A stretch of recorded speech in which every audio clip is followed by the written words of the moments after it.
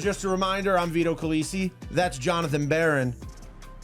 And this is GRIMACE. Can we go back to that first appearance real quick? When Edwin came off, was there a feeling of like, let's go out there, let's do this for him? It was a different feeling. Guys got back in the dugout and it's like, let's win a ball game here, boys. Jose Iglesias was telling us the other day that he loves just being near JD Martinez because he said if you're sitting with JD Martinez, you're just going to hear about hitting. This guy prepares us better than anybody, you know, and when it comes down to the offense, he sees the game different than a lot of people. At some point, whether before or after a game, would you be down to perform here at Citi Field in front of the Mets fans? 100%.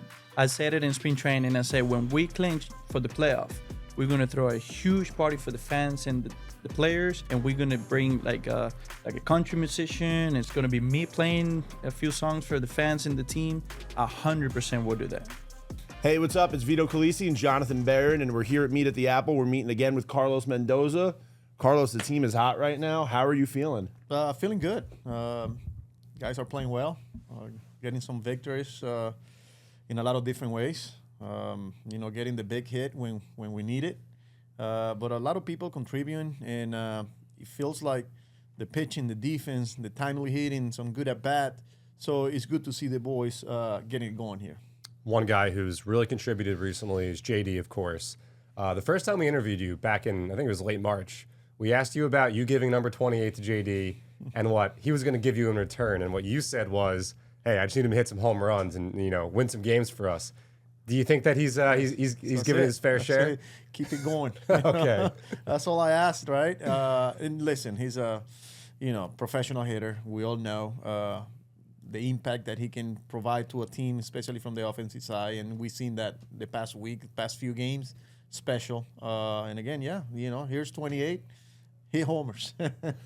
So we want to talk to you a little bit about the impact of some returning players, like, Edwin and Alvy just came back, and it seems like they've added such a boost of electricity into the team. I mean, when Edwin came off the mound, off of his first appearance, seeing him and Lindor just like kind of give each other that love, and then seeing the team come back to rally after that appearance, like what has it been like to see them come back? Yeah, look, it's not secret what Edwin Díaz means to the team, to the bullpen, to the pitching staff, and we saw it right away.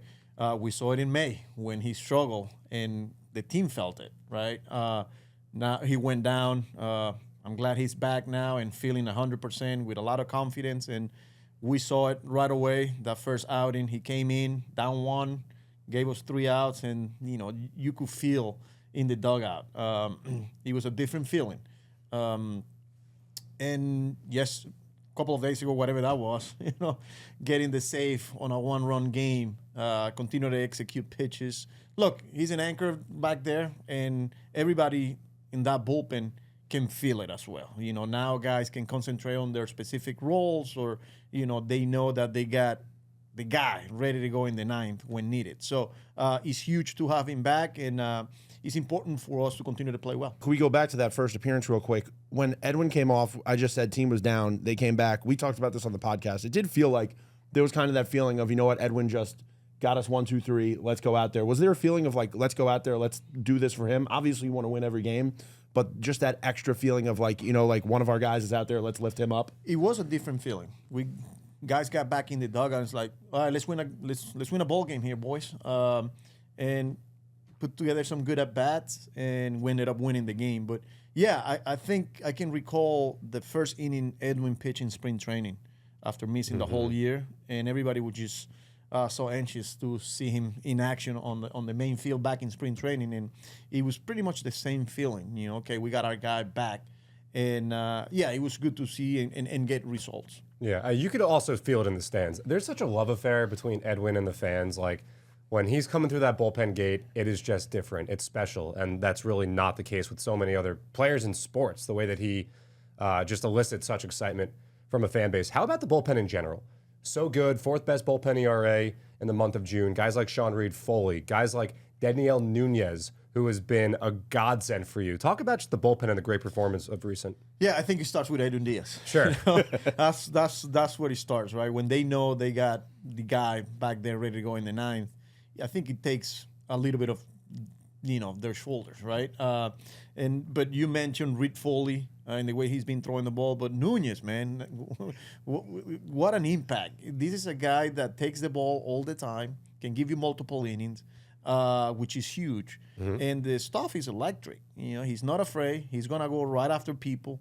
It's a heavy fastball that goes with a slider, and now he's got that split working against lefties. But then, Otto's bouncing back after a tough month of May. Drew Smith, have him back after, he spent a month or so on the IL. Digman, is our only lefty. But Reed Garrett, he went through some stretches where it was hard for him, and now he's, we've seen the same guy that we saw at the beginning of the year. So we got a lot of options there. And, we got to continue to mix and match, and at the same time trying to keep these guys healthy as much as possible because, we still got ways to go. And a lot of them are going to contribute. Adrian Hauser, don't forget about him. Took the words right out of my mouth. That was the next question. Came out of the rotation, and, since we put him in the bullpen, he's been really, really good and giving us a chance to win games. So everybody's doing their part, and that's good to see as well. Yeah, Danny Young, another guy who we know he just went back to Syracuse, but when he was up here running a K rate over 30%, Adrian to go from the rotation to the bullpen. I mean, you have guys like Joey Lucchesi and Jose Buto at AAA right now. There's a lot of that's bad for me to not remember that. Thank you very much. Yeah, so no, look, there's depth. Yes, we've been saying it since day one in spring training. We talk about our depth, and here we are. Knock on wood, we're healthy, and we got guys like the guys you name. And it wasn't an easy decision for Danny Young to send him down because, this is another guy that has been, really good for us. Left on left, get righties out, takes the ball. So he'll be back, and we got a lot of pieces down there in AAA that are ready to go here when needed. So, like I said, we're going to need a lot of them. How about Luis Torrens? He came over from the Yankees, and for a catcher to come to a new team, working with guys he is not really familiar with, no spring training, no anything, and the impact he's made, both behind the dish, but both offensively, how do you think he's performed so far? Really good. And it's not an easy task, coming from a different organization in the middle of a year when you don't know the pitching. Because one thing is, go through spring training and get familiar with the process, coaches, pitching staff, and then go back to the minors. And then at some point you get called up. You're kind of familiar with the whole thing.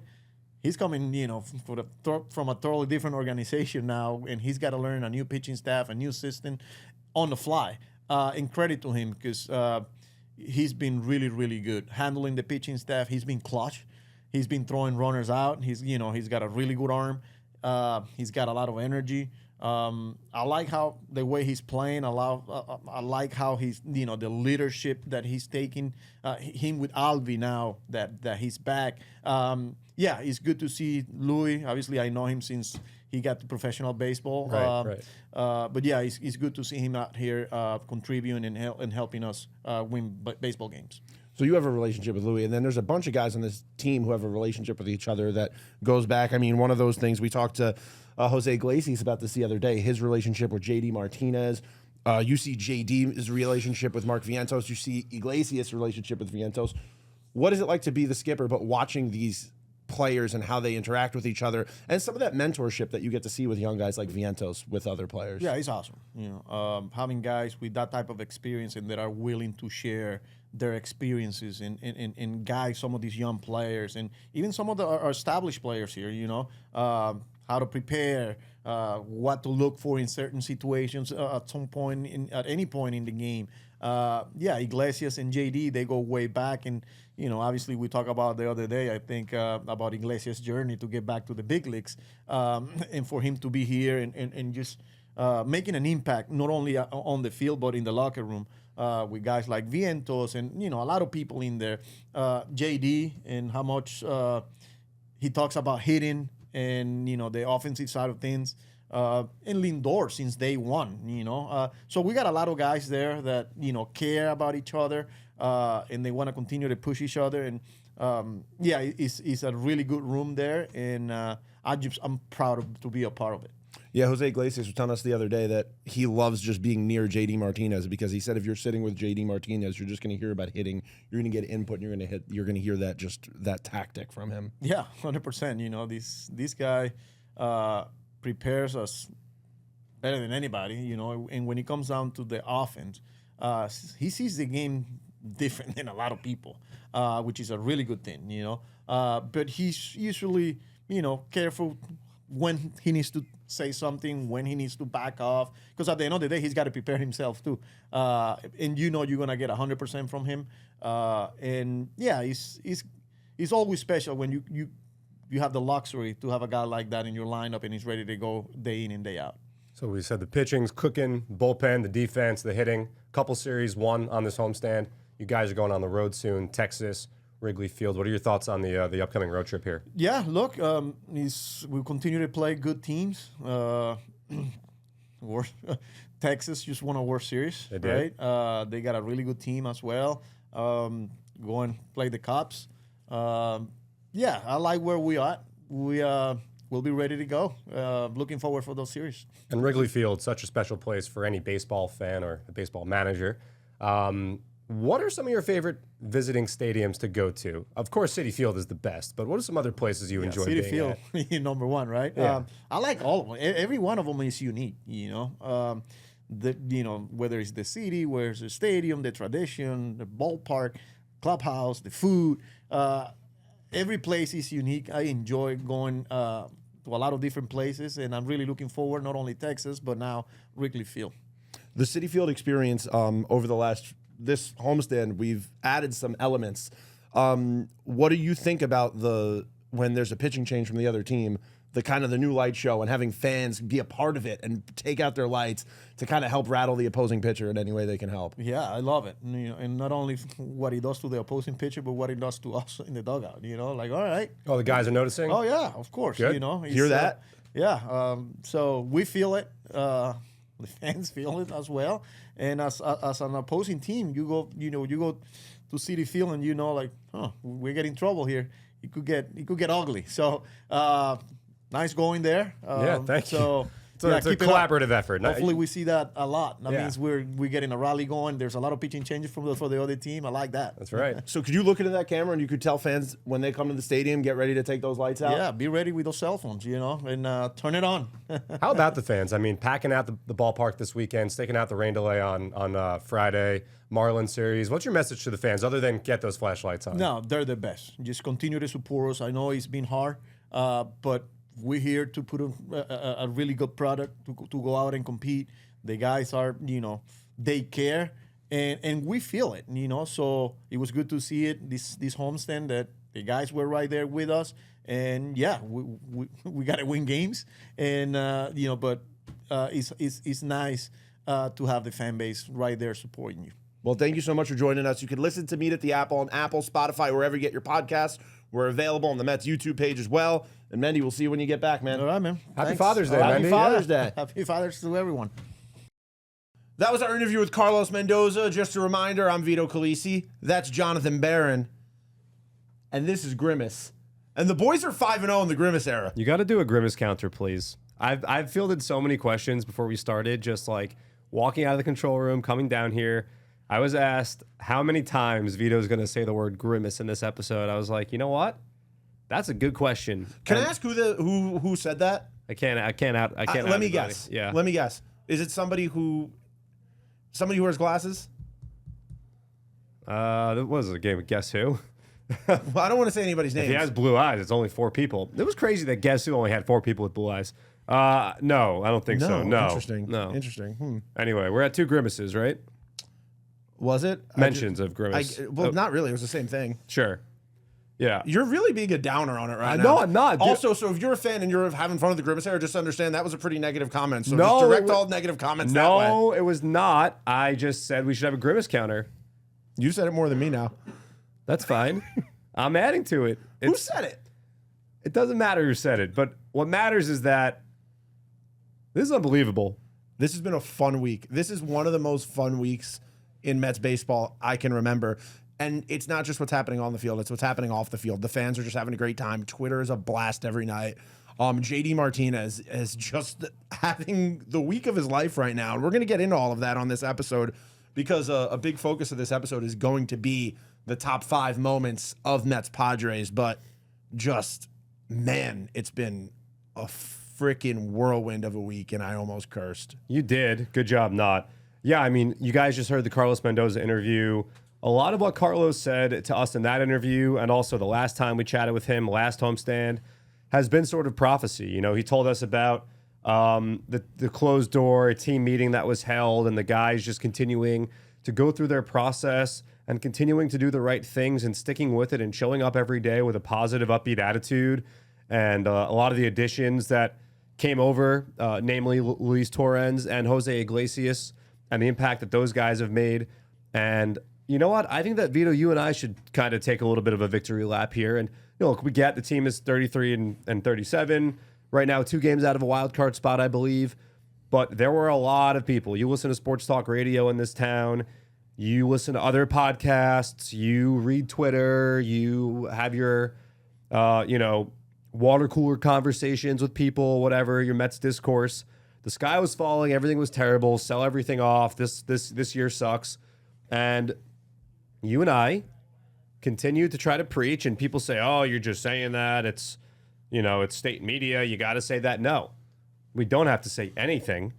But this team was in constant position to win a lot of ball games, and they let a couple slip away. But when you are constantly leading in the late innings, you eventually figure out how to secure those final 6, 9 outs, whatever it might be. And now the Mets are doing that. The bullpen's been one of the best bullpen units in all of baseball in the month of June.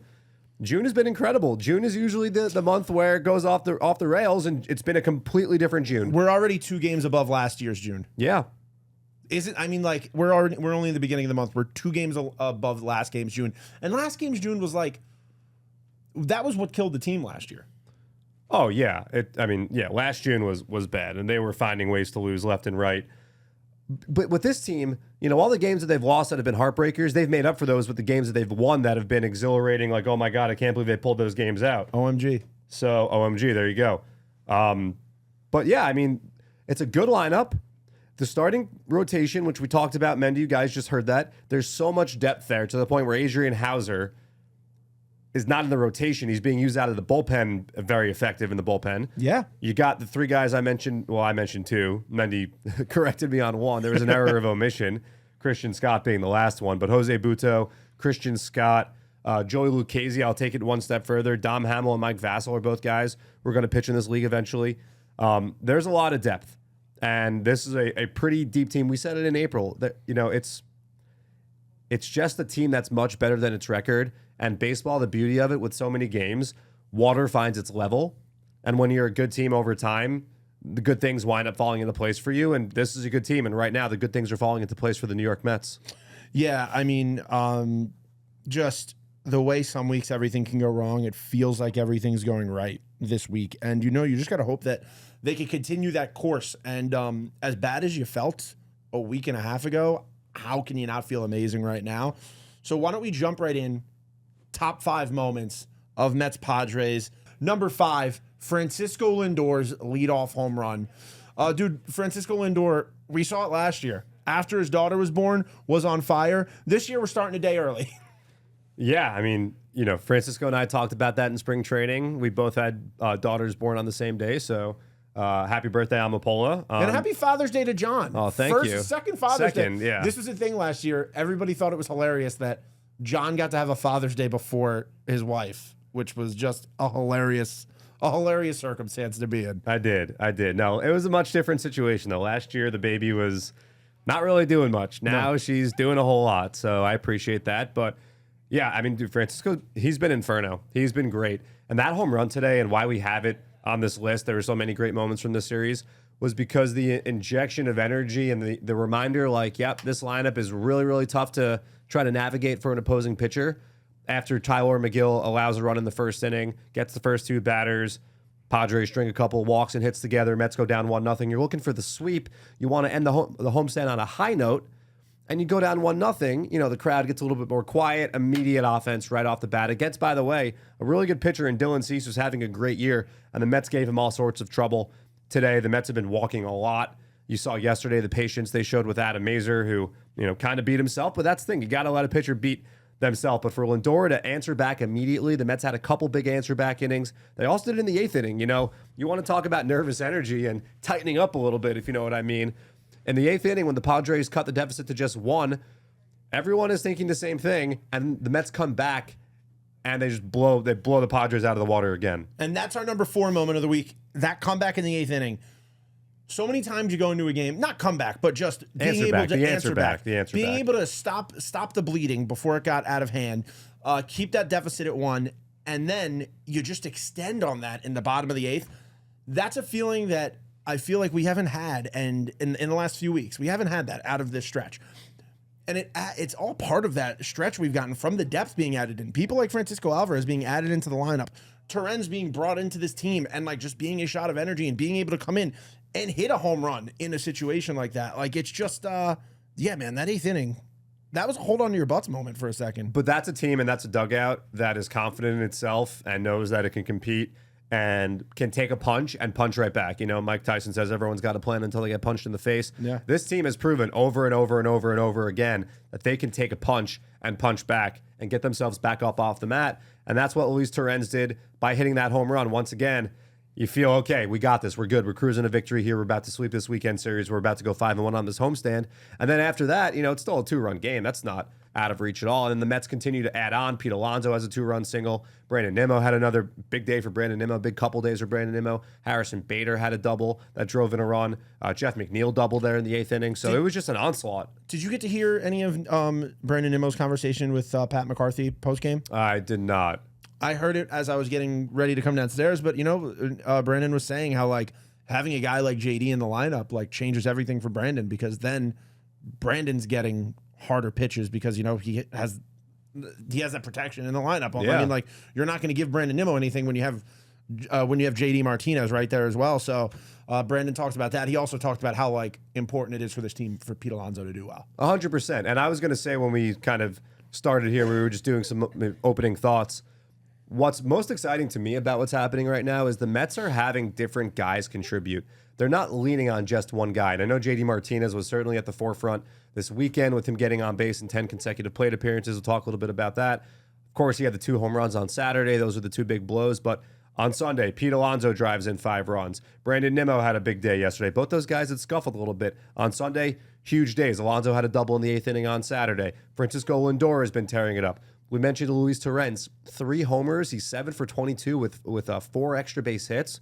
Only Edwin Díaz and Adley Rutschman have more home runs at the catcher position than Luis Torrens since he made his Mets debut back on June 2nd. Those are 2 all-star catchers that I just mentioned. So the Mets are getting contributions from all over the place. Jose Iglesias, when he's played, has done nothing but hit. It's just been a complete collaborative team effort. I know Pete said that with Steve Gelbs after the game in the on-field interview, and I know it sounds cliche, but it's so true. And that's what you need as a baseball team. You can't rely on the same couple guys, because it's a game where if you fail 7 out of 10 times, you're a Hall of Famer. You're gonna fail. It's not an easy thing to do, to hit a baseball, and it's a deep lineup. Francisco Alvarez hasn't even really found his groove yet since returning, and guess what? He's gonna. It's coming, and when it does, look out. You know, Mark Vientos. He, for 7 to 10 days, was one of the best hitters in the Mets lineup, doing a lot of damage. So it's just 1 through 9. It's a tough lineup, and you know, when you stack the top of it, pitchers get to the bottom of it, and there's still no give up. You know, Harrison Bader, like I said, the big double. It's been one of the better lineups in baseball for the last 2 weeks. Down the left field line, like just a few feet off the line, is like Harrison Bader's sweet spot. Yeah. The amount of times I feel like we've seen him hit to that exact same spot in a clutch situation, it's just felt so good. He's had a lot of big hits there. The double against Pittsburgh. He had one against Chapman. That was the one against Chapman. Yeah, he's been great. So yeah. So and then our number 3 moment. JD Martinez reaches first base safely on 10 straight plate not just appearances. first base, the home runs count too. But I'm saying, like, it's the minimum we're talking about. Yes, he reached You're safely. saying that I'm not saying he hit 10 straight home runs. That would be crazy. That would be like Daniel Murphy almost. That would be. That would be better than Daniel Murphy. I don't mean like almost Daniel Murphy. It would be. No, I mean, look, JD's a guy who, you know, he's got immense power. You know, of course, no one hits the ball opposite field like he does, but he also knows the strike zone so well and is in control of the at-bat so well. You heard in the interview that we did with Mendoza earlier in this episode, JD Martinez is just a professional hitter. You're going to hear it in an interview we're playing later with Jose Iglesias, who played with JD Martinez back in Detroit. And he said in that interview as well, JD Martinez is just a guy that you sit next to, and he just talks about hitting. Yeah, he's in control every time he is in the batter's box. And when an opposing pitcher has to pitch to JD, who is not going to chase, he's not going to expand the strike zone, he's not guessing at the plate. He is just in control. He is locked in. He is a guy that you're not going to fool badly. He's just not. Yeah. We're lucky that he's on our team and not on other teams. And what a week. First Met to reach safely in 10 straight plate appearances since Robinson Cano back in 2019 when Cano had that stretch. It actually surrounded an injury for Cano. If you remember, the Mets were in Pittsburgh, and he had the hamstring tear, which he came back from pretty quickly. But he was on fire late in that season in 2019. You're mixing this up with your Instagram series of this day in Mets history right now.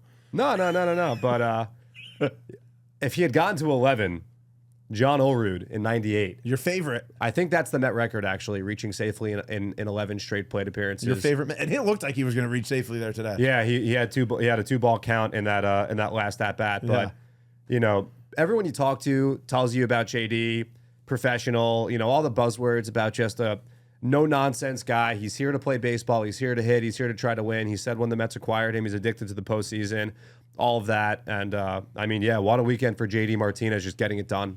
Throw this on the counter. Brian Smith brought this up to me when we were sitting in the box today watching the game. Do you think there's a piece of JD Martinez that's like annoyed at the Grimace stuff? Imagine having the week of your life. So what? And everybody's just like, this is because of Grimace. I don't know. I mean, maybe he likes McDonald's. We don't know. Maybe, but I'm saying, like, do you think there's any piece of him that's like, hey, I'm a big part of this too?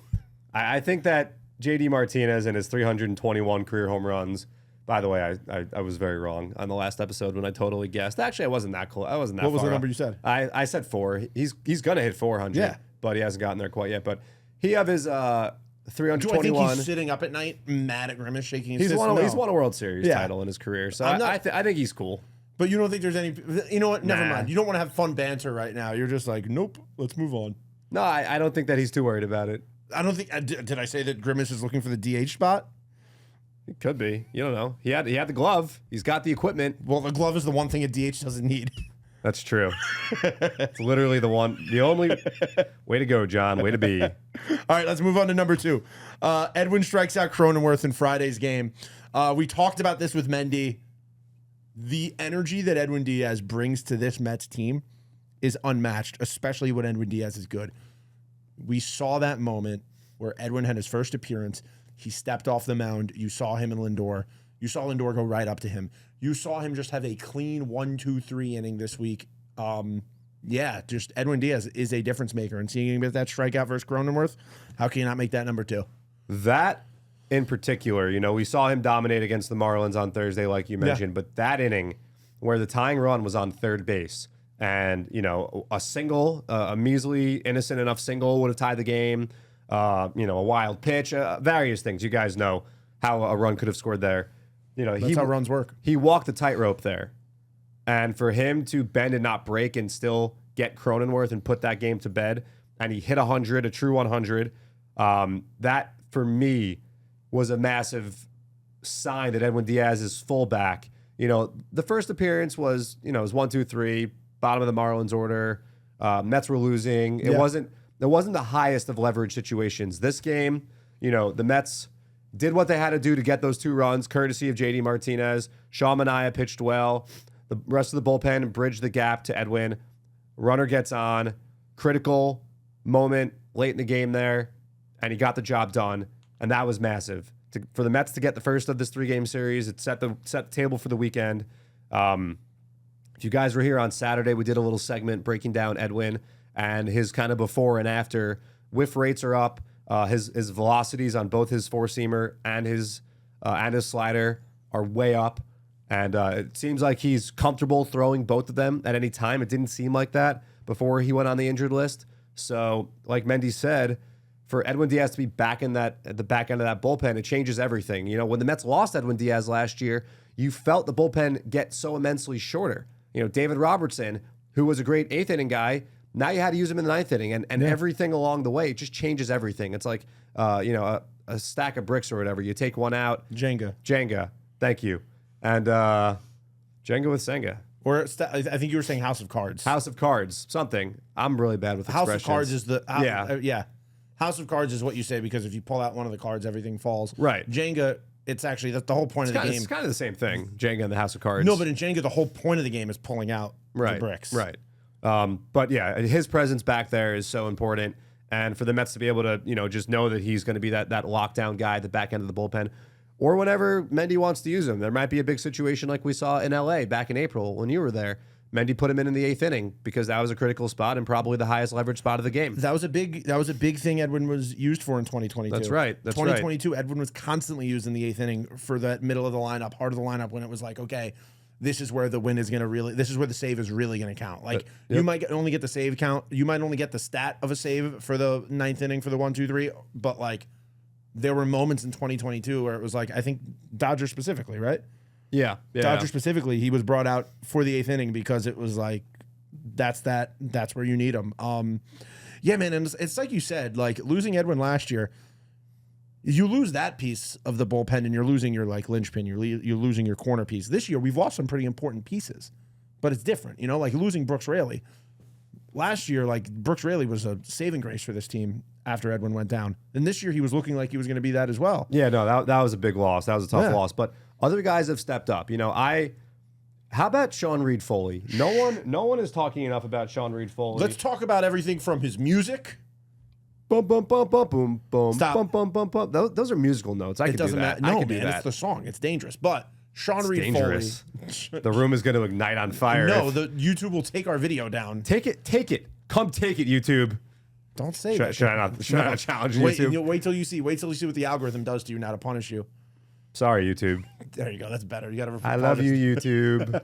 But Sean Reed Foley, everything from his music to just his mustache, his to his high fastball, his ferocity. Is ferocity the yes, word? It is, dude. I've never seen somebody look so angry and so happy at the same time. Yeah, he's been great. 1.54 ERA, no runs allowed in his last 6 outings. A guy that Mendy can use anywhere. Also, just another really, really good bullpen arm that the Mets have right now. I'm stoked about the bullpen right now. Can we please? And we got to bring up Daniel Nunez. Yesterday. Oh yeah, Daniel Nunez yesterday was like, you don't win that game without him. We talked to Mendy about him. I mean, what a story! I know we've talked about it. Missing multiple seasons, his climb to the major leagues, and once he gets there, he suddenly has become one of the most important pieces in the Mets bullpen. But there are so many guys that we could talk about right now that are doing such a great job in that Mets bullpen. And what sucks so much about the tough losses this team had over the last month is that before the season started, one of the stronger looking things in David Stern's formation of this team was the bullpen. So seeing the bullpen go through those growing pains and go through those learning experiences, those rough waters, whatever you want to say, it was really tough because like you knew there was such a solid bullpen in there. Well, the Mets had a lot of games and they had very few days off. And, they were in situations where maybe the starting pitching wasn't giving them as much length as they would have liked. And the bullpen had to get involved early. And, we talked to Mendy and he said, I don't want to burn guys out. But it's a balancing act because you want to win games and you don't want to, it's tough. The London series might have really helped this team just having those 2 off days. Yeah, and then they had another one on the back end of it. And they have some more coming up between the Subway Series. They've got off days because it's a two-game series. That really could have that makes a big difference on a team. Of course it does. And that's why having an optionable bullpen, a bullpen with a lot of options, guys that have options is important as well. Yeah. But right now, I mean, the bullpen has really been a major boon for this team, and they've been winning because of the bullpen. A boon. The first 2 games, he'll be here on next Tuesday. The first 2 games, they had thrown 7 scoreless innings against the Padres over the weekend, and they had allowed just 3 base runners. And even on Sunday, where the Mets had a 7-2 lead, the Padres crept back. Only 2 of the runs allowed by the Mets bullpen on Sunday were earned. So the bullpen ERA in June doesn't go that far up, and it's just been I am confident. I have the utmost confidence when this bullpen gets involved. And Mendy's all year, Mendy has pushed the right buttons when he's had to make decisions. Like literally, he has what seems to be a 100% hit rate on mixing and matching. And when it's time to get a guy out, we've seen a couple of starting pitchers convince him to stay in, and it's paid off. And he has a great feel for this team. And it's all coming up Mets, baby. And number 1, top 5 moments, that final out of the series sweep to end this homestand 5-1. 5-0. 5-0 since the thing. That's the number 1 moment. Yeah, I mean, the number 1 moment is amalgamation of the entire series. Yep. The And entire homestand. to sweep the series, the Mets' second series sweep of the year, and their first one came not that long ago in DC. It just feels like a different team. It really does. The offense for the last 15 games has been just red hot. So you're not counting the Cardinals. You're not counting the Cardinals sweep anymore. First, second, 3-game sweep. How about that? How about that? Yeah, because like we went on a whole thing about how it was a and sweep. when they play that game in August, I think that's like coming back from California. That's in a weird spot. It's going to be bad travel for them, but that's going to be a big game for them because the Cardinals right now are in control of one of those 3 wild card spots. Yeah. Hey, the Padres came into this series. They were 2 games over 500, and they were in second place in the wild card. Stayed there. And I think that they're actually falling out of it now. No, I mean I just meant the 2 games. Yeah. So, just a great weekend all around. I mean, Friday the weather kind of stunk and it sucked a little bit of life out of the ballpark. But shout out to all the fans who stuck around and watched a great Mets victory at 2-1. That rain was wild. That was some thick rain. 2 C's, 3 C's. Dude, I was literally like staring at the rain. I made a joke to somebody. I was like, it was crazy. It feels like HBO paid for this rain. Oh, right. Like, that was me, by the way, that you said that too. I did? Yes. Because it was just like it looked like snow. I know. It was crazy. It was crazy. But Dude, you want to hear something funny? yeah.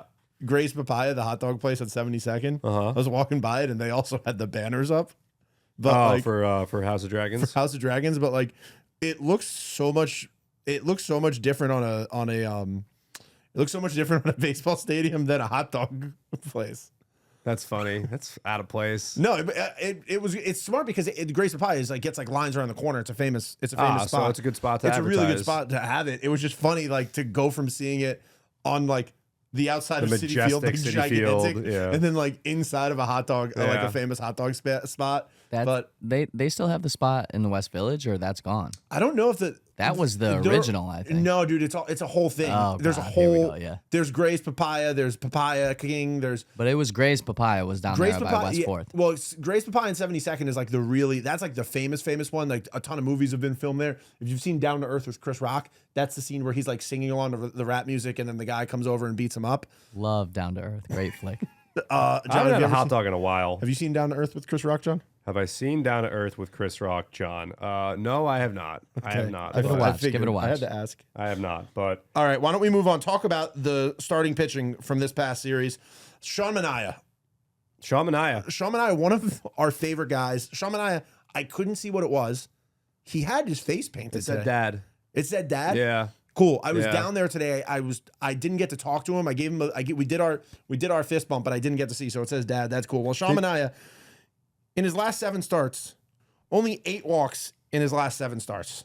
Yeah, no, he's not beating himself. Another guy who doesn't give up many home runs also. So he controls the things that a pitcher can control. He's been steady for this team. He's been great. Whenever he takes the ball, you feel like the Mets have a chance of winning. Great clubhouse guy also, which is, Incredible. everyone, and we talked about that with him. We and did because I told you that when you met his friend. I met his friend, and I was Yeah. like, hey, I work for the team. I run the team podcast. Is there anything you could tell me about Sean that would be cool to talk to him about? He was Yeah. like, honestly, just that. Any clubhouse that guy walks into, he's immediately everybody's favorite person. Yeah. No, Have you seen the handshake him and Bader do? That's been I getting was just about to ask you the little dance All quartet season. thing. Oh, really? all season. Didn't know that. I had a super awkward moment that I almost got filmed, but it didn't. And I'm so thankful. What happened? Bader, me and Sean are standing next to each other, and we're just talking. And then Bader comes over, and he goes to give a high five, and I went up before Sean. Oh my god. And then he looked at me, and then Oh my god. and then he went to Sean, and then they did the whole dance thing, and then I petrified, just looked down, and then I have so much secondhand cringe right now. and then Harrison. Holy. It was no, dude. It was the. What are you doing? It was. Here's the thing. Yeah, Here's the thing. tell me the thing. Here's the thing. Tell me the And I thing. feel like that's if you listen to this podcast. Here's Yeah. the thing is usually followed by an excuse by me. Yeah, Here's the thing. yeah. I find myself in that situation a lot too. Don't feel bad. Here's the Not thing. that, but here's the thinging. Here's the thing. Yeah, say the thing. The thing is, Yep. that was the first time I'd seen Harrison that day. Oh, okay. I'd assumed that him and Sean had seen each other multiple times throughout the day. Yeah, like they weren't getting ready to play a baseball game or anything like that. Obviously, they're getting ready to play a baseball game. Yeah. And guys don't high five each other like, do. come on, let's do And I've this. seen them do that high five 1,000 times. So that's the thing. And me and Harrison have our own handshake that we do every game. Okay. So I thought You should take the field with them one time, just as a in a weird way I do because I have to run up the stairs to get the smoke. Yeah. But Like, go stand by first base. yeah. But And Pete, you can take this. You sit this one out. and then luckily Harrison we did our handshake right after. But yeah, that was rough. That was rough. Yeah. It was. I literally, and I have. You know what? I'll show you. Maybe I'll put the video on. I do think I have a video of me doing my handshake with Harrison right after and saying that was embarrassing. I'll try to find that video, but anyway, Sean Manaea, Friday, 7 strikeouts, 1 walk. Here's the thing. We should come up with a segment. You took the words right out of my mouth. Here's the thing. Here's the thing. Here's the thing. That's where we make excuses. Like but that. Sean Manaea just absolutely electric, and he's just been, like he's had some starts where it's just like his downfall was 1 pitch. Yeah, like the Arizona start. He's been really deceptive also. There's been a lot of looking strikeouts with Sean, just totally fooling hitters left and right. That was the case in Philly. I think his first 3 strikeouts on Friday night were all called strikeouts. And a big start for Sean to do it against his former team. I know that he has some buddies on that team still. Saw him chatting with some of the Padres before the game on Friday, I believe it. Well, actually, I think it was Saturday. But just a big start. Set the tone for the weekend. Got through 5. Bullpen came in with 4 strong. And just an all-around good start from Sean Manaea, which has become a pretty common thing when he takes the ball. Let's move on to Jose Quintana. 6 innings, season high, 6 strikeouts, only giving up 2 hits. Quintana's got. I think like that was a game that Quintana needed that game. He did. It was a big bounce back. I mean, look, he didn't pitch poorly against the Phillies. He didn't. He's another bend but don't break guy. He's not putting up huge strikeout numbers. He's not racking up a ton of whiffs. That's not his game. But he finds ways to get out of jams.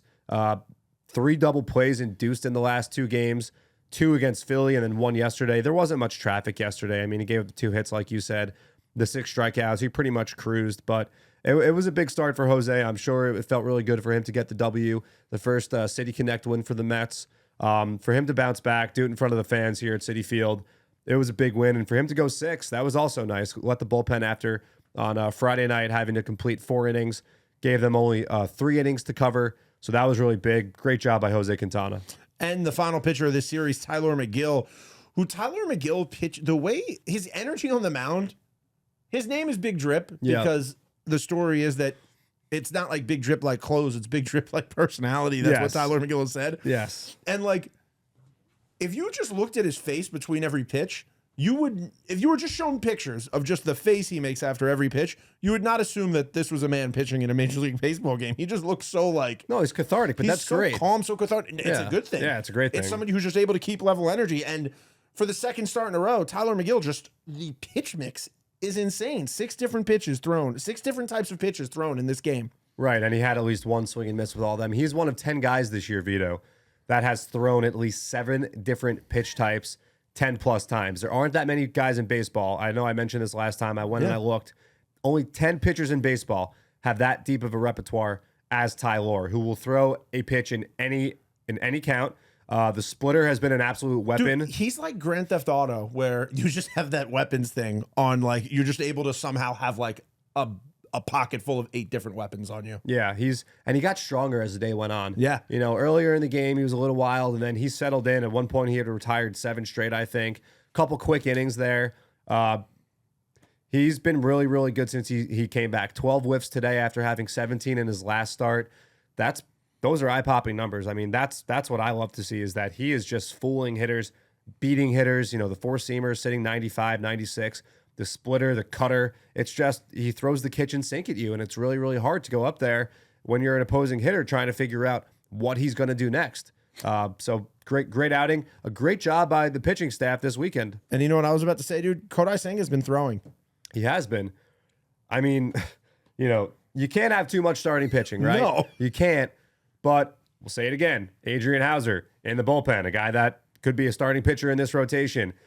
David Peterson, Tyler McGill, Jose Quintana, Sean Manaea, Luis Severino, then the guys in AAA right now. Like, the Mets are honestly swimming with options. It's a beautiful thing.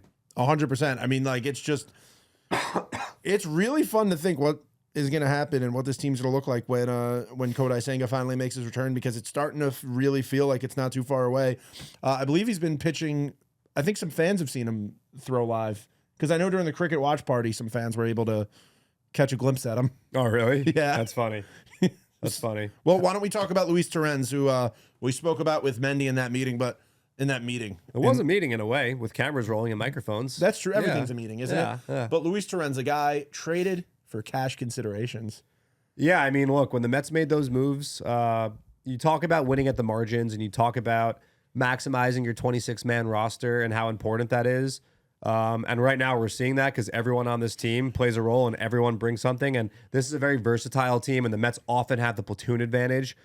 The Mets needed a little bit more from the catcher spot. You know, Francisco Alvarez was gone. Omar Narvaez was struggling. And David Stearns did not sit on his hands. He made a move, a guy that, excuse me, Mendy is familiar with, as you heard him say. Luis Torrens, by the way, I think I mentioned this on a few episodes ago, hit 15 home runs for the Mariners in 2021. And he was in the trade that sent Austin Nola to the Padres back in 2020. That was a big deal also. Yeah. Nola was having a great year that year with Seattle. Torrens can play, and we've seen that. 7 hits, 22 at-bats, 3 homers, a double, catching guys trying to run, doing a great job behind the plate, working with the pitchers like Mendy said. You're keeping both guys fresh, which is so important. It's great when you can have a true platoon at catcher. You don't want to start a catcher 120, 130 times. It's just such a grueling position. You get so beat up. I mean, Francisco Alvarez has come back. The poor guy took one in the you-know-what, a foul ball. He had the thumb injury. Yeah. Took a couple foul balls off the glove. So you want to keep him fresh. He's such a valuable bat. The Mets DH him for that reason, because they want to get his bat in the lineup. But Torrens has been such a breath of fresh air. He's been so good. Let's go back to the Phillies series. Just the only in Major League Baseball history, only once a game ends on a 2-1 double play. Yeah. And that's a heads-up play by Luis Torrens. That was a great play. It was an athletic play. Yeah. It was a very athletic play. It's athletic. It's also smart. It's also, there's just nothing about gutsy, because that ball goes a few inches the other way. Yeah, that game is tied. The Phillies might win the game. And I want to give credit to David Stearns, because not to dismiss any former Mets executives in any way, but I feel like as far as we've been fans, it's rare that we see a player traded for cash considerations or just one of those sort of additions become such a difference maker. Right. Well, I think it's easy in that situation for a lot of front offices to say, okay, well, Alvarez is rehabbing. He's going to be back in 10 to 14 days. Let's just wait. He's going to be back. The Mets didn't do that. The Mets said, no, we cannot have teams running all over us like they have been. And Torrens hit the 2 homers in D.C. Today, the home run that he hit, that totally took the momentum right back, and it pretty much solidified the final score, or the final outcome. And that's because this is a very different run Mets team. This is a very different organization than you've seen in the past. There's other years where you wouldn't have seen a contract like James McCann's just kind of get finished the way it did, or Tomas Nido's was getting paid more money than most backup catchers. These are situations you don't see other teams make these decisions, right? And you're seeing a very different organization here that's very forward thinking, and it's never thinking of. I feel like we're never in crisis mode. Yeah. Have you noticed Luis Torrens' little run up to the plate? No, but I saw that you had a note about it. Yeah, I don't know. I would love to find out. So the first time I saw it, I thought like it was, the pitch clock is winding down, and if I don't get in the box, it's going to be an automatic strike against me. But I think that this is a thing where he takes a few steps and then he runs into the batter's box. He goes behind the catcher, behind the umpire, and around into the right-handed batter's box. And it's almost like he's building momentum to get into the batter's box to prime himself ready for the at-bat. So I would like to find out about that. Maybe I'm overthinking it, but I've noticed it more than once. So I don't think it's that he's just running late and rushing to get into the batter's box to accommodate the pitch clock rules. But he's been great. Just another, like I said, winning at the margins. The extra 2% in baseball is so important. And the Mets have really found themselves a difference maker and a big contributor in an area where, you don't look for the backup catcher spot to be helping you win games and really making a difference on a daily basis where you're noticing it. But that's exactly what Torrens has been doing. All right, let's jump right into our interview with Jose Iglesias. Our favorite Met. Our favorite. We love all of them, but God, we love. And you know what? Not to put the pressure on anybody else coming into this podcast, but right now, most fun we've had in an interview. He's just such a wholesome guy. And, when he came back to the majors, that it was like a rebirth for him, like he was making his debut, you could tell that he is relishing and appreciating every single moment he's having He talks here. about it. He talks about it in the interview. He talks about why he's still doing it every day. So we're not going to spoil anything for you. We'll see you on the other side. Wrap this episode up. Talk a little bit about minor leaguers. Look at a little bit at the next series ahead, but enjoy this Jose Iglesias. Hey, what's up? It's Vito Calisi and Jonathan Barron. We're here at Meet at the Apple. We're meeting with Jose Iglesias today. And Jose, this is a different circumstance for an interview because we did have to walk you through. Mendy's having his press conference out there right now. Is that weird for you to be walked in the middle of his press conference into the back of our It's studio? the first time in my whole career.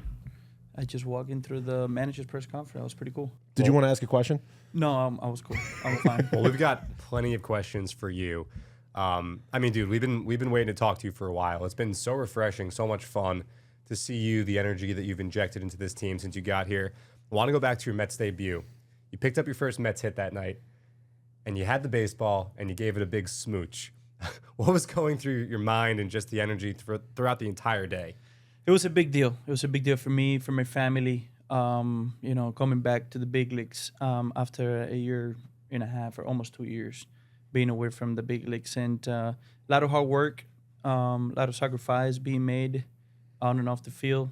My family being away from them and continue to improve my game to a point where it's attractive to someone, and I was very blessed for the opportunity that the Mets has provided me just to be in this team, and also just to be on the big league field is quite an experience. Of course, and the thing is, you didn't need to necessarily continue the dream. I mean, you've already had a great career, 10 years, all-star, all the accolades, things that Vito and I could never dream of, or many of the common fans out there. We still can. I've still seen can. movies. That kid in Rookie of the Year, he broke his arm, and then he That's- played in the big leagues. So, It's true.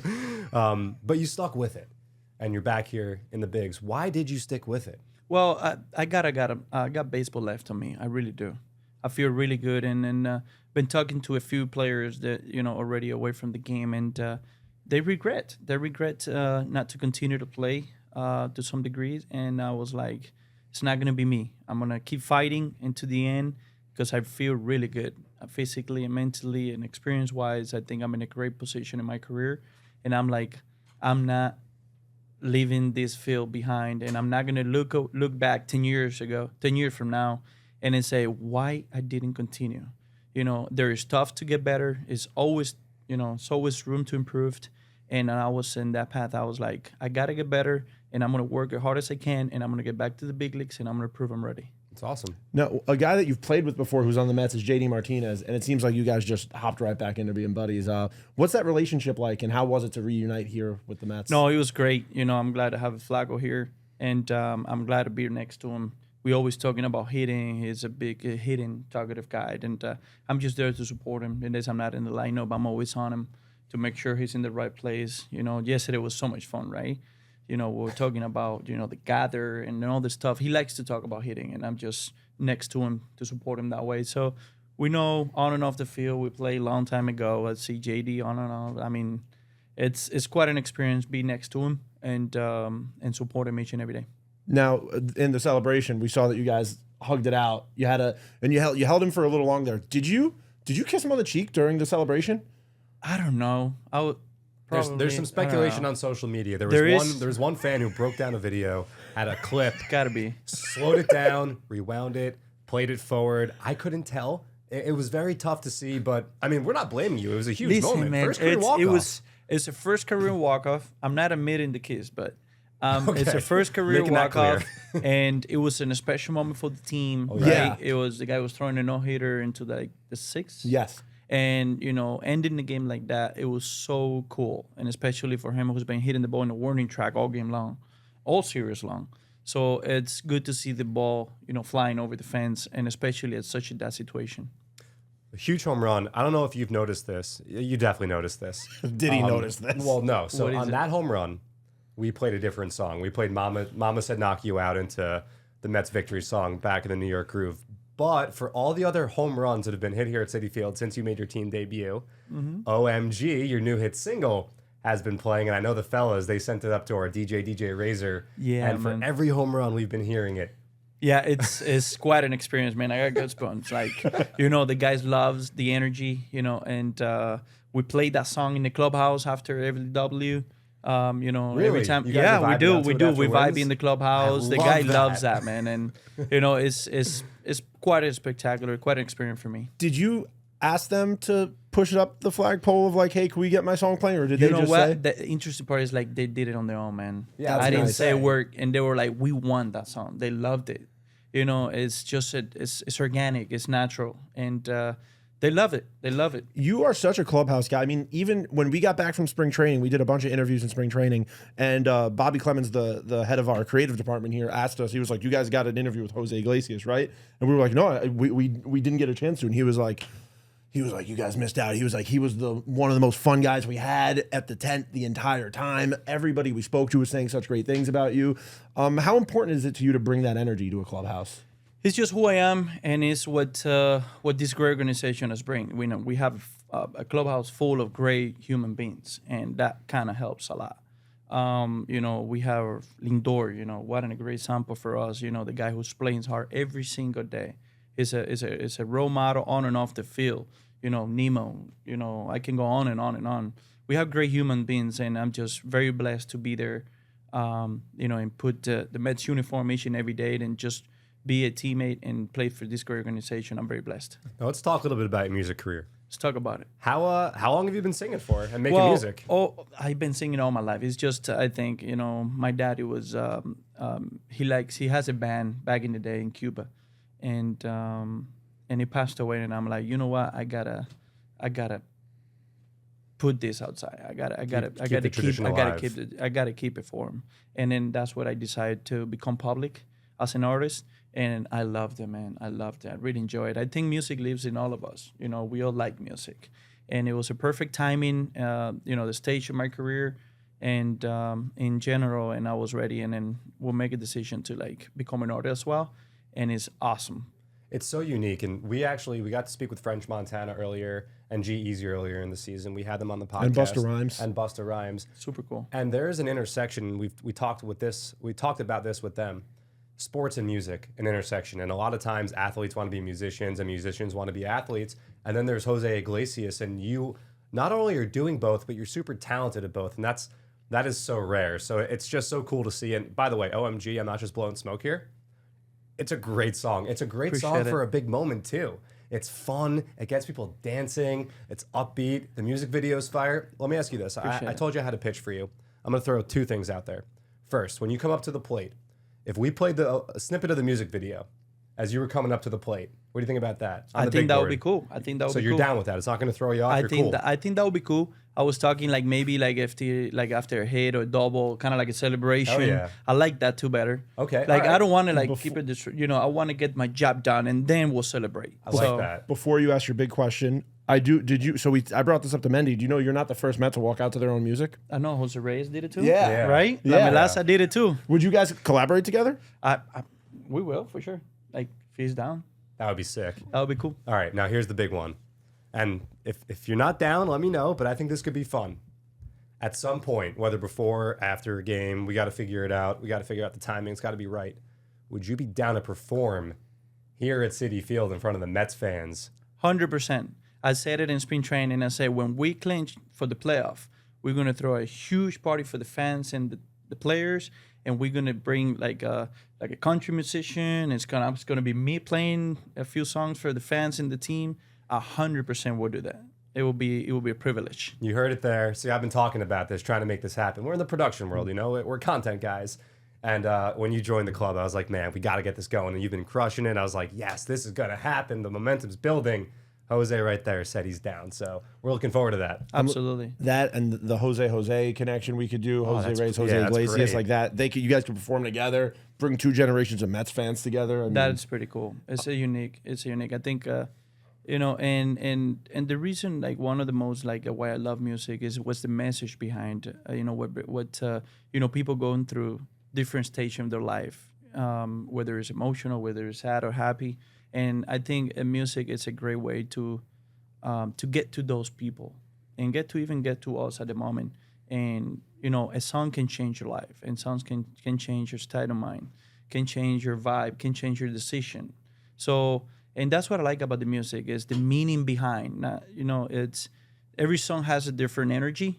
but the message behind the song, and how do you connect with people, and what that song and that lyric, affect on your daily basis. That's what I love about it. Another player we've seen you really connect with is Mark Vientos. It seems like you've been Swaggy V. Swaggy V. That's a nickname, John. You've been really pumped on him going by the Swaggy V moniker. It wasn't overly like people didn't know about it for a while. I knew that was an internal thing when he was in the minors. He has it on the glove too, right? Yeah, but I'm happy that it's finally become a little mainstream now. Yeah, no, Mark is a great human being. He's a good guy who wants to get better. He's taken full advantage of the opportunity to play for the New York Mets, and I couldn't be more proud of him. I was with him in Syracuse, and I see how hard he worked, and I was able to be next to him and support him. Like Pedroia, like Miggy, like Papi, like they did it to me once, and it's my time now to continue to express the wisdom that I'm getting from another players that I've been lucky to play with, and nothing but proud for Mark, his improvement on the field and off the field, his maturity, and I'm happy to be next to him. That's awesome. You mentioned Dustin Pedroia. Before we let you go, this is kind of a viral trend that's going around the internet right now, so we want to do it with you. We want to see if you can name the entire starting lineup from your major league, your first start. But first, Oh my God! before you get to the lineup, do you remember the reason you started that game? It was May 11th, 2011. I'll tell you that. That was my MLB debut, right? It was your first start. I think you came in. First start? I think you came because in I came a defense replacement in the Yes. ninth. Yes. Daniel Bard was pitching against Minnesota. You played with him in Colorado also, Bard, right? Yeah, When you came yeah, I back? got Bard in Colorado. Yeah. So Your that's first not the start- first start. You started a game, and there was a reason you started the game. There was an illness, and you subbed in for somebody pretty much. Do you remember who that player was? Damn, you got me on that. That's 2011. Yes, Red Sox, 2011. That's a lot of years ago. I'll tell you, it was a former Met, a Met legend, some might say. Babe. No, it was No. Jed Larry. Oh, Jed. All right, so yes, this is May 11th, 2011 at the Sky Dome. Blue Jays had that old logo. Can you tell us the Red Sox starting lineup from that game? Oh my God. I mean, there are some names that I mean, they make sense. Els, Yep, leading off. Petey, Yep, hitting second. Adrian Gonzalez, Yep, hitting third. Papi, David, or Yes, he hit fifth. he hit fifth. You're So missing the who's cleanup hitting hitter. fourth? Euclid? No, Kevin. The Greek god of walks, that's right. Kevin, right? Euclid, yep. Kevin. Now, so we need 6 through 9. David. Damn, it's 6. Florida State legend. I don't know if you're a big college baseball guy. Jeremy Heredia? No, Nah. no.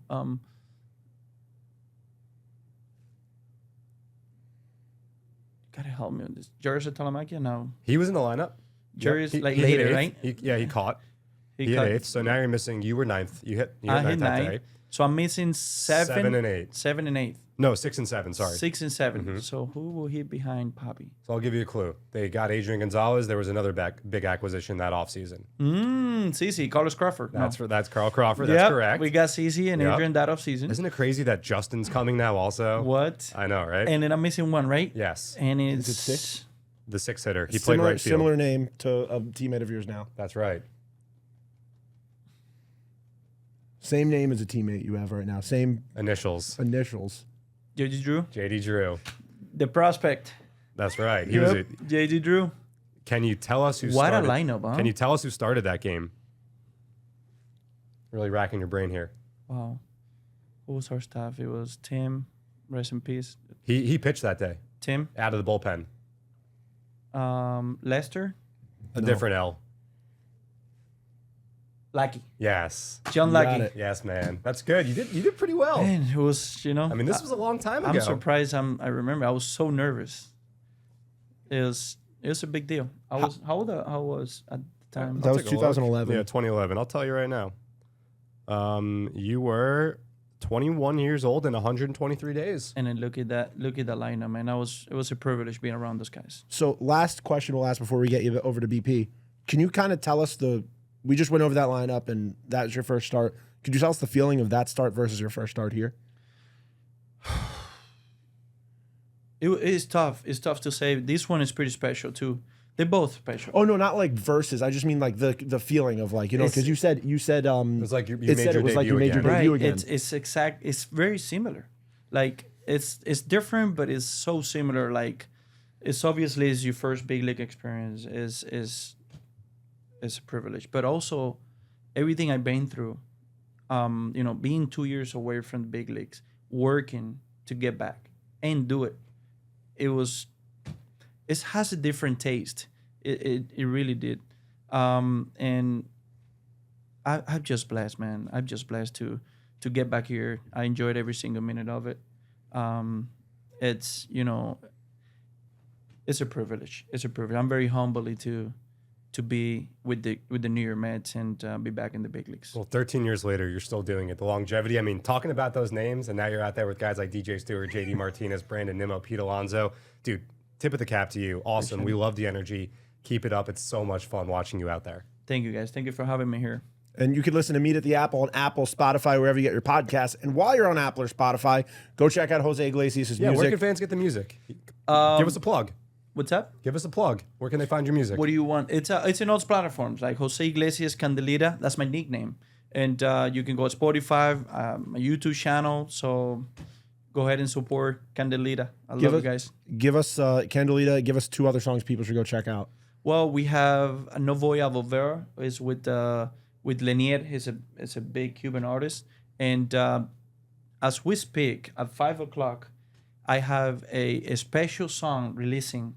Today? As we speak at 5:00 today. So this will have been out for a few days, but this is a brand new. Right. Yeah. So right now, today, June 14th at 5 p.m., it's a song dedicated to my father. That's awesome, And man. it's for Father's Day. And, you know, it's a very special song for me and I hope for all the fathers in the world. So you heard it. Go check out Jose's music. Give this podcast a listen. But you know what? Go check out Jose's music. That's the most important thing at the end of this episode. God. Subscribe to Meet at the Apple. Oh, my God. Todo lo malo échalo pa' allá. Jose Iglesias, like we said before, we had a ball talking to him. Just a really fun guy. Being able to talk to him about that Red Sox team he debuted with. That was cool, yeah. His relationship with guys on this team. Getting to ask him about the celebration with JD. Yep. I mean, just everything. He was awesome. You know, it's so nice to feel the appreciation that a guy has for being in the majors, especially at the point that he is at in his career and his life. You know, he's played 13 years in the big leagues. He's been an all-star. You know, he's done everything you can do pretty much on a major league diamond. And for him to want to continue to push and continue to stick around, and the energy and the positivity that he's brought, you can't quantify it. And, you know, there are these buzzwords, you know, vibes and clubhouse guy and all that, and who knows what's real, what's not real. I'm telling you, like, there's something there. The day that he arrived, and Torrens came also that same day, the day that Iglesias arrived, like, you just saw in the dugout the fun that these guys are having. Like, it's baseball. It's meant to be fun. They're having fun. I don't know if you saw, did you see the little routine, the dance routine that they've been doing on home runs? No. Yeah, on the top step, they're like turning around and doing a thing with their hands with the fans to a Jose song. I did not notice They that. like choreographed a whole dance now. We put it on the scoreboard today. The guys are doing their routine. All right, so that'll be You gotta playing over peep this. it. We'll have to get it. But the guys are like day one, he gets here, the guys send his song up. Yeah, play that song on home runs, and it's still going. It is. It's still playing. You heard it a couple times today here. It is, so it's just it's a really fun time, and let's just keep this rolling ahead. Let's take this to Texas. Let's take this to Chicago. But before we do that, we want to talk a little bit of the deep future, the future of Flushing, and we're just going to highlight some minor leaguers really quickly that you should be paying attention to. One of the biggest names in the Mets organization right now as far as player development goes, Ryan Clifford. Ryan Clifford, 6 home runs in June. John, I felt like every day I was opening my Twitter feed, I was seeing another Ryan Clifford home run. Yeah, he had a walk-off home run on Friday for the Rumble Ponies.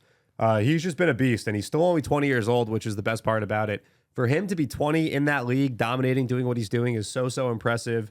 You know, Brooklyn is just a really tough place to hit. And I feel like when you're there and you're unable to pull a lot of home runs like a guy like Ryan Clifford can do, the wind blowing in, we know all the factors, you almost try to stop hitting home runs because you're not having the success and you want to find other ways to get on. That's not what Ryan Clifford should be doing. He should be the big bruising, imposing power hitter that he is. So, you know, since he's gotten to Binghamton, just a beast. He didn't homer today, but he walked. He's also been showing great patience, great discipline at the plate, getting on base. So, I mean, Mets fans should be so excited about this young man. Another guy you might have seen on Twitter this week, Luke Ritter. Luke Ritter, 2 home runs on Sunday. Now has 16 home runs this year. We've been talking about Luke Ritter for quite a long time, and I feel like this week is a Dedniel Nunez situation where we're just starting to see other people catch on to what Luke Ritter is and how plausible this guy is as a possible option to be on the Major League roster. Yeah, I mean, we obviously don't know if who, what, when, where, why, how, or if, but we know that Luke Ritter is a player for sure. A guy No, that we don't know who, what, when, or where if, but like it's just the point is like we're talking about people who could be 100%. Who could show up and be on a Major League roster and perform. Right, and that's why, you guys listen to Future of Flushing. Look, Jose Iglesias was down in AAA tearing it up for the Mets before he finally got the call up. So, yeah, Ritter with his positional flexibility and obviously the power bat, which is real. It's really exciting. I mean, last year he hit 27 total home runs. Now has 16. We're not even we're about halfway through June. Yeah, we're halfway through June. It's June 17th, John. Come on. Your daughter's birthday. You yeah, exactly. So, I mean, just awesome to see, and what a weekend Luke Ritter had. Another guy having a great time. Another guy just doing great right now, Rylan Thomas. Another guy brought up on Future of Flushing quite a bit. Rylan Thomas is a big John Barron guy. No, other way around. But I mean, other way around. But I mean, I don't think he thinks that highly. No, of me. Rylan Thomas might be a huge Future of Flushing fan. Who knows? I know my cousin likes you more than me. That makes sense. Rylan had 2 homers on Sunday. Just want to throw something in there. Rylan is a great outfield glove. A lot of comparisons to Andy Chavez, and his bat-to-ball skills are elite. Guy that went to USC, already at AAA. Another guy that can help the Mets at some point down the road. He had 2 home runs, 4 RBIs on Sunday. So huge day for the Syracuse Mets because Luis Angel Acuna also homered on Sunday. Luis Angel Acuna is a guy who's been looking really good on both sides of the plate. He's instant offense. He really is. When he puts the ball in play with his speed, he's able to beat balls out that other guys aren't. He definitely packs punch, especially for a guy his size. You wouldn't think he does. Did you see his bobblehead? I did not. Does he have his necklace on? Remember that necklace? His bobblehead is Luis Angel Acuna and Ronald Acuna Sr. Dingington Rumble Ponies bobblehead. I love that. That's sick. But yeah, no, I mean, his dad played for the Rumble Ponies. He did. You guys don't need us to tell you about Luis Angel Acuna necessarily. No, that's why I threw in the bobblehead, because I'm like, this is something you might not know. Yeah, no, he's a big prospect. Obviously, everyone knows that, but he has really been turning it up. And look, he's really never had to deal with the conditions. Sorry, Taylor. But, the awful weather in Syracuse, New York, ever in his life. In April, you can attest to it. It's not a place you necessarily want to be outside. You're not vacationing there in April, 7 right? p.m. No offense taken. I grew up there. I know that weather is not for the faint-hearted. Yeah, like the Texas Rangers don't have affiliates that are in cold weather cities. He's from Venezuela. It doesn't get really cold there. So he's never had to deal with that in his life. It's got to be a tough adjustment to make. And as the weather has warmed up, he has just been tearing it up offensively. And the final guy we're going to mention over at Brooklyn, Nick Morabito, 30 steals this season. We got a Nick Morabito interview coming in the next few weeks. My only problem with that was I wanted you to say that line and you didn't. Yeah, I know. Dude, there was a lot of stuff I wanted to say to Nick, but it was I hadn't eaten yet that day. Here's the thing. Here's the thing. I hadn't eaten in 23 hours that day, and I was fading. So I wanted Vito to tell Nick, because this is true. Nick has... we interviewed Nick for the first time, spring training 2023. I'm going to cough. A lot of talking. Long weekend. And Nick was, still very, very, I mean, he's still very, very young, but he was definitely thinner then at that point. Yeah, he was a high schooler. And he has gotten noticeably bigger. He's put on a lot of muscle, and it's showing up in the box score. The doubles are turning into home runs. But so, he's gotten big, probably 10, 15 pounds if I had a guess of muscle. And I wanted Vito to say, hey, Nick, looks like you've been hitting the weight room. More like thick Morabito. And I forgot because I was hungry. He didn't forget. No, John. Absolutely forgot. I would have said it. Yeah? I 100% would have said it. I was thinking about it the whole time, and I was like, I kind of hope he doesn't. I don't know how this is going to go over. I said, there was another interview. I don't want that secondhand cringe. I am so glad you didn't say that. I didn't know John wanted you to say I did another interview with Nick Morabito where I was like, yo, dude, you're a confident kid. You know how I know you're confident? You were wearing Lululemon sweats in the 103-degree heat at Port St. Lucie. I think that just means that he didn't plan well for the weather that day. He was wearing black Lululemon sweatsuit on our hottest day we had in PSL. Stop talking about them. You two both. I'm the one who is the big fan, and I don't talk about them. No free ads, guys. Jeez. Jesus. Gonna get us in trouble. But Nick Morbido, if you are able to go to a Cyclones game, you should go check out the guys over there. Jonah Tong, Nick Morbido. Just also instant offense. Also instant offense. Morbido at the top of the line. Playing the outfield, all 3 spots. Cannon for an arm. Mets fans got to start watching and talking about Nick Morbido. He has been dealing with the cold weather because he's from the D.C. area. He is. So let's talk about the Rangers series Really coming quickly. up. We're not going to take too much time. And hey, you know what's funny about the Rangers series? 2 former Mets there. You're not going to see any of them. That's right. Well, Max Scherzer is actually making, I think, a rehab start for AAA Round Rock soon, so he might make his season debut shortly. Jacob deGrom has not pitched yet, but the Mets have not played in Texas since 2017. And if you remember, that was the series where Jacob deGrom struggled. Oh, that was really the got knocked around. Yep, that was it. That was the Terry Collins game? And Terry put his arm around him, and the SNY cameras picked it up, and Jake kind of like became a god in a way after that. You know, he just became a franchise legend. Yeah. But yeah, that was the last time the Mets went to Texas, believe it or not. Hey, when you hear Texas Rangers, who's the first player you think of? Michael Young. Okay. What about you? Josh Hamilton. Okay, that's a good one. Defending World Series champs, a bit of a World Series hangover. They're struggling. A lot of injuries. You know what's interesting? I mean, both them and the Diamondbacks are not having the best of years right now. It just shows you how interesting baseball is. Texas is dealing with a lot of injuries. Jonah Heim, the Buffalo Basher, is on the injured list right now. Evan Carter. I mean, Max and Jake, like we just said. Right. Evan, and the offense is all sorts of messed up. Evan Carter. There's a lot of injuries right now that the Texas Rangers are dealing with. So Josh Young also is out right now for Texas. So I mean, like, on the other side of things, Mets are coming into town. 3 starting pitchers for the Mets: David Peterson, Luis Severino, and Sean Manaea. How could you can't ask her a better rotation going into a series than that, right? No, I mean, these are going to be 3 interesting games. The Rangers are throwing John Gray in game 1. John Gray is probably having the best year of his career. Signed a 4-year deal with Texas a couple years ago.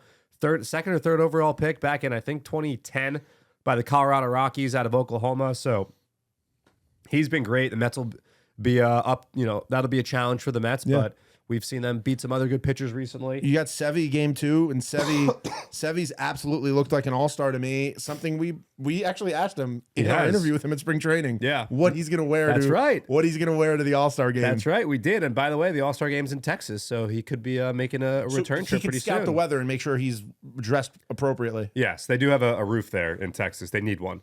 That was what they didn't have at the old stadium. But the red carpet that you enter into, that's not going to be roofed. No. But this is obviously the first time the Mets are playing in this new Ranger Stadium. So Michael Lorenzen goes in game 2 for Texas.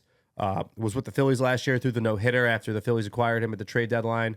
And then game 3, it'll be Andrew Haney, the lefty, who pitched for the Dodgers, the Angels. Rangers signed him last offseason, so the Mets will see a lefty. Could see Jose Iglesias get back in the lineup. The Mets finally saw a bunch of righties after nothing but lefties, it seemed, for a long time. So big week coming up in Texas for the Mets, and they'll go to Chicago. Off day on Thursday before that, and then it'll be Wrigley Field. I'm trying to book a last minute trip with Vito out to Chicago. I'm not giving it up yet until Friday 2:20 Eastern time comes. I had a trip to AC that was canceled, so I am free. So I mean, it is a possibility. We will see. But in the meantime, see our guy Grimace. He lives there. The McDonald's headquarters is in Chicago, and they do have they have a McDonald's in Chicago that you can order from the international menu. Really? Yeah. I once went to McDonald's in Italy. It was it's fun to go to McDonald's in different countries because they're all different. They have one in Israel, kosher McDonald's. Really? Yeah. They have one in Egypt. They have one in Japan. I mean, they're all over the place. And they're all very different. I went to McDonald's in Ireland. How was it? It was great. It was a little different. You know what I'm saying? They're all different. Yeah, I've been in France as well. Me too. Yeah. They have like Le Bouffe. Oh, it was. What is Le Bouffe? Shia? Beef. Oh. All right. It's a dad joke. Come on. On that note, I'm Vito F. Khaleesi on Twitter. That's at JMB9191. And you can follow us on. You could subscribe to the podcast on Apple, Spotify, wherever you get your podcasts. We're available on the Mets YouTube. Let's go, Mets. Here's the thing. It's a glass half full podcast. Keep it up, boys. Let's go. Let's go, Grimace. Let's go, Mets. See you next week. How many grimaces was that? Who said it?